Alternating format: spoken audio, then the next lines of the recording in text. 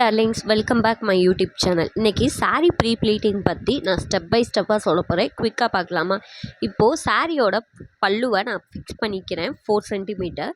So அதை வந்து நான் நல்லா ஒரு ஸ்டீம் அயன் கொடுத்துக்கிறேன். ஓகேவா?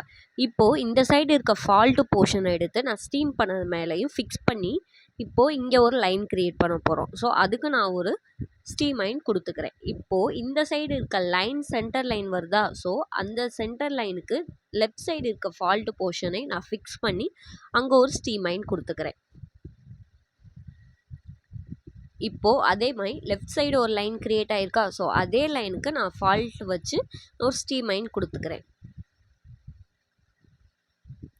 இப்போது 1 by 1 நான் ஸ்டீம் அயன் கொடுத்துட்டு வரேன் பாருங்கள்.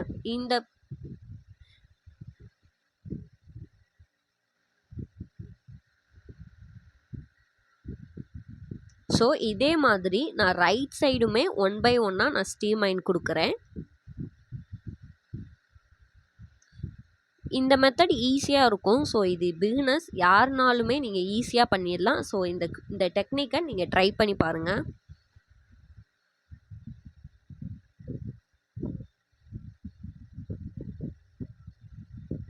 ஸோ நான் லெஃப்ட் சைடு என்ன பண்ணனோ அதே தான் நான் ரைட் சைடுமே பண்ணுறேன்.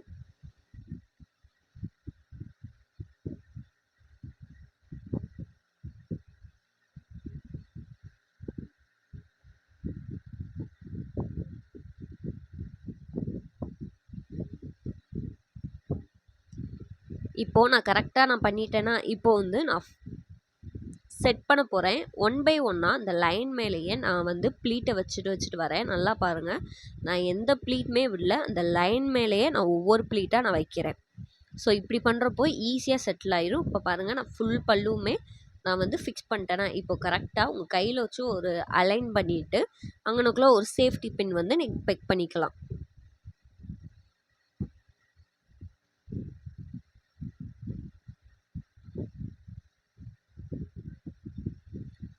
இப்போது நான் சேஃப்டி பின் வச்சு போட்டேன். இப்போ வந்து நான் ஒரு பெக் எடுத்து அங்கே நான் ஃபிக்ஸ் பண்ணிட்டு இப்போது நான் பல்லுவோடதை நான் செட் பண்ண போகிறேன் ஒவ்வொரு லைனாக. இப்போ நான் என்னோடய கையை வச்சு தான் நான் ஒவ்வொரு பல்லுவுமே நான் ப்ளஸ் பண்ணி இது பண்ணுறேன்.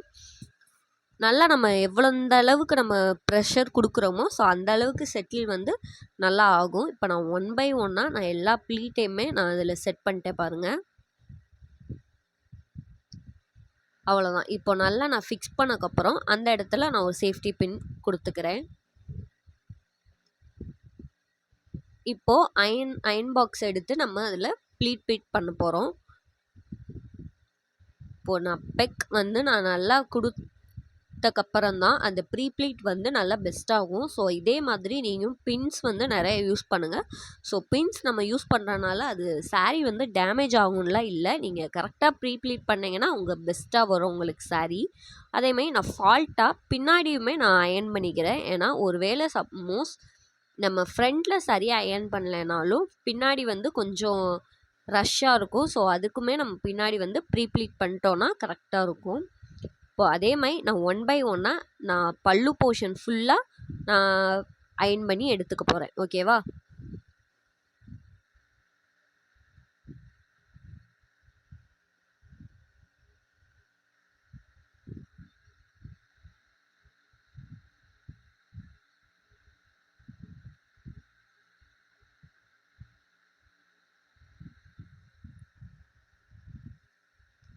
இப்போ நான் ஒரே மாதிரி எல்லாத்தையுமே செட்டில் பண்ணி நான் எடுத்துக்கிறேன்.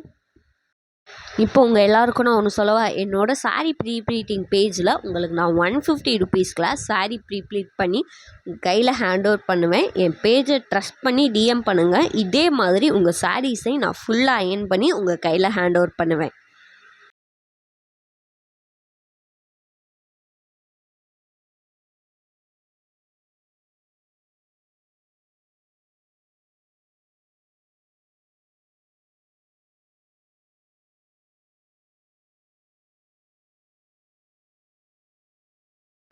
இந்த போர்ஷன் பாருங்களேன், இங்கே வந்து நம்ம பல்லுவில் வந்து பின் பண்ணுவோம்ல, அப்போது 1 இன்ச்சு கேப் விட்டு நம்ம அலைன் பண்ணோன்னா கரெக்டாக நம்மளுக்கு சாரீ வந்து பர்ஃபெக்டாக நிற்கும். ஸோ நீங்கள் 1 ப்ளீட் விட்டு நீங்கள் அலைன் பண்ணுங்களேன், உங்களுக்கு அந்த இடத்துல வந்து எந்த மெஸ்ஸியும் இருக்காது. ஸோ நம்ம பின் பண்ணது கரெக்டாக இருக்கும்.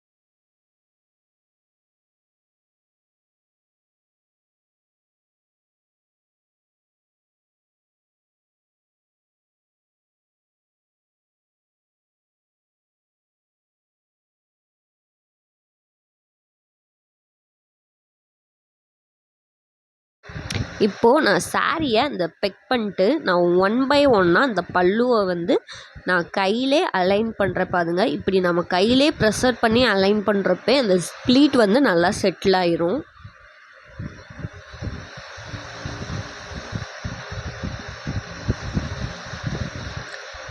ஸோ அதுக்கப்புறம் நான் ஒரு நல்லா ஸ்டீம் அயன் கொடுத்துக்கிறேன் சாரியை. அப்போ தான் நம்ம எந்த அளவுக்கு அயன் பண்ணுறோமோ ஸோ அந்த அளவுக்கு சாரி வந்து பர்ஃபெக்டாக வரும்.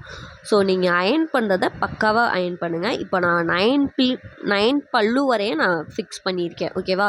இப்போது அதே இதை கொஞ்சம் டவுன் பண்ணோன்னா அடுத்தடுத்த போர்ஷனாக நமக்கு அயன் பண்ணிடலாம். ஸோ உங்கள் கையை வச்சு இந்த மாதிரி டவுன் பண்ணிட்டு 2 பெக்கு எடுத்து நல்லா பின் பண்ணிக்கோங்க. இப்போது அதே மாதிரி நம்ம எடுத்த அயன் பண்ணியிருக்க ஃபோல்ட்லேயே 1 பை 1 நீங்கள் கையை வச்சே அலைன் பண்ணிங்கன்னா கரெக்டாக செட்டில் ஆயிடும்.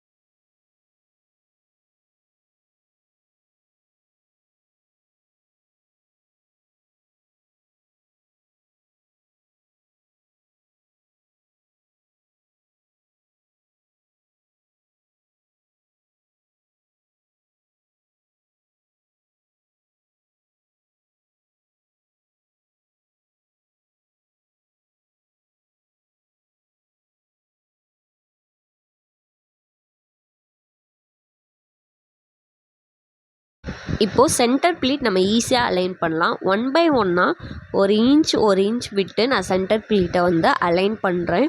ஸோ இப்படி அலைன் பண்ணுறப்போ நம்ம ப்ளீட் வந்து நம்ம கீழே டவுன் ஃபால்ட்டில் விடுறப்போ சூப்பராக இருக்கும். ஸோ இதே மாதிரி நீங்கள் 1 பை 1 அலைன் பண்ணுங்கள்.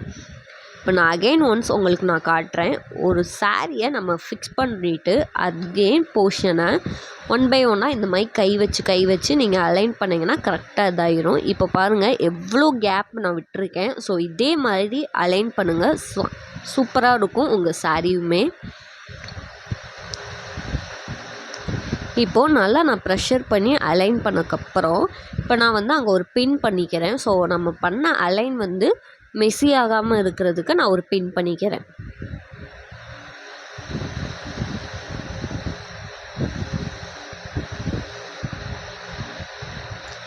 அவ்வளோதான். அதே மாதிரி இப்போ சென்டர்லேயுமே நான் 1 பை 1 நான் ப்ளீட் வச்சு நான் அங்கனக்குள்ளேயே நான் பின் பண்ணிக்கிறேன்.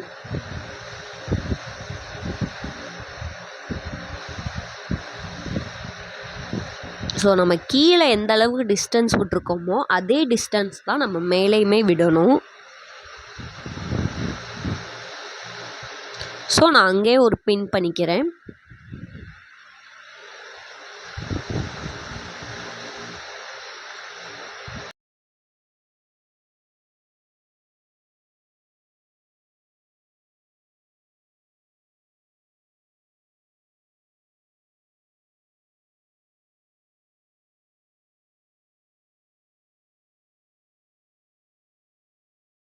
இப்போ நான் சென்டர் ப்ளீட்டை ஃபுல் அயனிங் கொடுத்துறேன். ஸோ இப்படி அயன் பண்ணுறப்போ நம்ம சாரியை பர்ஃபெக்டாக நம்ம சென்டராக ஃபிக்ஸ் பண்ணலாம். ஸோ இப்படி நல்லா நீங்கள் ஒரு ஸ்டீம் அயன் கொடுத்தக்கப்புறம் அந்த சாரியில் இருக்க பின் 3 பின்ஸ் கரெக்டாக இருக்கான்னு செக் பண்ணிக்கோங்க. இப்போ வந்து இந்த சைடு இருக்க ஃபால்ட்டு சாரியையுமே நம்ம அந்த பக்கம் போடுறோம். இப்போ வந்து இந்த சைடு இருக்க நம்ம பல்லுவை நம்ம எடுத்து நம்ம ஷோல்டரில் நம்ம ஃபிக்ஸ் பண்ணிக்கலாம். இப்போ இருக்கா இதை அப்படியே எடுத்து உங்கள் ஷோல்டரில் போட்டுருங்க.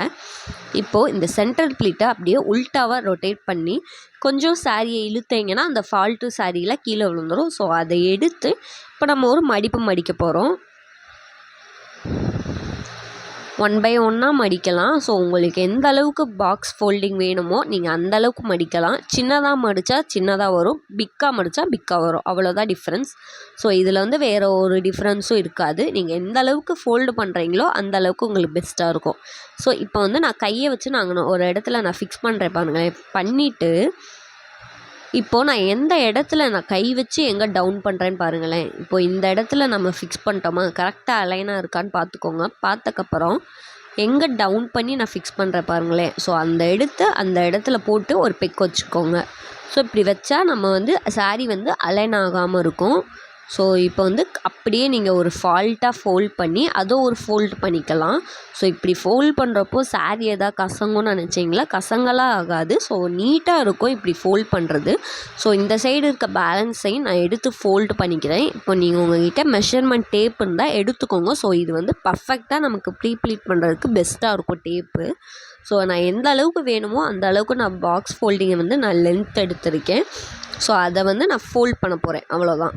இப்போ நான் ஃபோல்ட் குயிக்காக பண்ணிட்டேன் பாருங்களேன், இவ்வளோதான். சென்டர் ப்ளீட் வந்து நம்ம ஈஸியாக ஃபிக்ஸ் பண்ணிட்டோன்னா அந்த அலைன் வந்து நம்மளுக்கு அழகாக வரும். ஸோ இதுதான் நார்மலான டெக்னிக்கு. இப்போது நான் ஒவ்வொரு ப்ளீட்டையும் நான் பர்ஃபெக்டாக ப்ளீட் பண்ணி நான் கரெக்டாக நான் பண்ணி காமிச்சிட்டேங்களா. இதே மாதிரி தான் என்னோடய சாரீ ப்ளீட்டிங் பேஜில் உங்களுக்கு நான் 150 ருபீஸ்க்குள்ள சாரீ ப்ளீட் பண்ணி தரேன். ஸோ நீங்கள் குயிக்காக எனக்கு டிஎம் பண்ணுங்கள். உங்கள் சாரீஸ்க்கு ஃபுல் ரெஸ்பான்சிபிலிட்டி நான் தான். தேங்க்யூ ஃபார் வாட்சிங்.